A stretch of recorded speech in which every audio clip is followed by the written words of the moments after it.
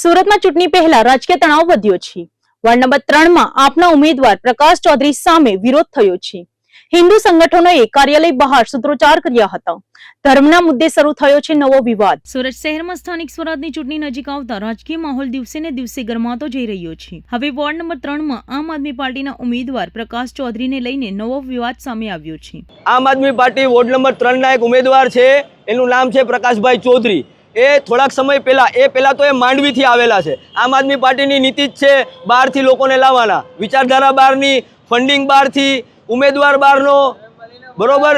અને એ પ્રકાશભાઈ ચૌધરી થોડાક સમય પહેલા માંડવી ખાતે રહેતા હતા, ત્યારે ક્રિશ્ચિયાનિટીનો પ્રચાર કરતા હતા, હાલુલિયા કરતા હતા, ત્યારે એન્થોની હતા।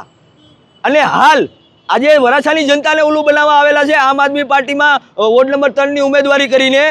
મળતી માહિતી મુજબ કેટલાક હિન્દુ સંગઠનોએ પ્રકાશ ચૌધરીનો વિરોધ કર્યો હતો। સંગઠનોનો આક્ષેપ છે કે પ્રકાશ ચૌધરી ક્રિશ્ચિયન ધર્મના હોવા છતાં હિન્દુ ધર્મની ઓળખને આધારે મત માંગવાનો પ્રયાસ કરી રહ્યા છે, જે મતદારોને ભ્રમિત કરવાનો પ્રયાસ છે। આ મુદ્દાને લઈને મોટી સંખ્યામાં કાર્યકરો એકત્ર થયા હતા અને આપના કાર્યાલય બહાર જોરદાર સૂત્રોચ્ચાર કર્યા હતા। વિરોધ દરમિયાન વાતાવરણ થોડા સમય માટે તંગ બન્યું હતું। વિરોધ કરનારાઓએ માંગ કરી છે કે ચૂંટણીમાં પારદર્શિતા જળવાઈ રહે અને મતદારોને ગેરમાર્ગે દોરવાના પ્રયાસો સામે કડક કાર્યવાહી થવી જોઈએ। બીજી તરફ આમ આદમી પાર્ટીના કાર્યકરો આ આરોપોને નકારી રહ્યા છે અને તેને રાજકીય પ્રેરિત ગણાવી રહ્યા છે। તેમણે કહ્યું કે ચૂંટણી પહેલા વિરોધ પક્ષ દ્વારા આવા મુદ્દાઓ ઉઠાવીને રાજકીય લાભ લેવા પ્રયત્ન કરવામાં આવી રહ્યા છે। આ સમગ્ર ઘટનાએ ફરી એકવાર દર્શાવ્યું છે કે ચૂંટણીના સમયમાં રાજકીય વિવાદો કેવી રીતે વધે છે અને વિવિધ મુદ્દાઓને લઈને પક્ષો આમને સામને આવી જાય છે। હાલ પરિસ્થિતિ કાબૂમાં છે, પરંતુ આ મુદ્દે રાજકીય ગરમાવો યથાવત છે।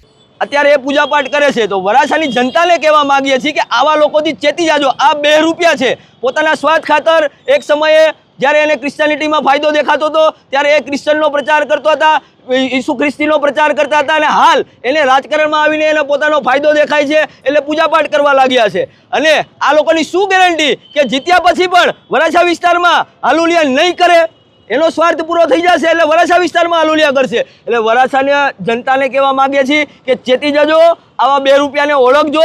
જે પોતાનો બાપ બદલાવી નાખે, જે પોતાના ભગવાન બદલાવી નાખે, એ કોઈ દિવસ જનતાનો ન થાય અને કોઈ દિવસ ન થાય। કારણ કે સનાતનમાં એક રીત છે, રઘુકુલ રીત સદા ચલી આવી, પ્રાણ જાય પણ વચન ન જાય। પોતાનો ધર્મ બદલાવી નાખે ને એ કોઈ દિવસ કોઈનો ન થાય। આ વરાછાની જનતાને આવા લોકોને ઓળખવાની જરૂર છે।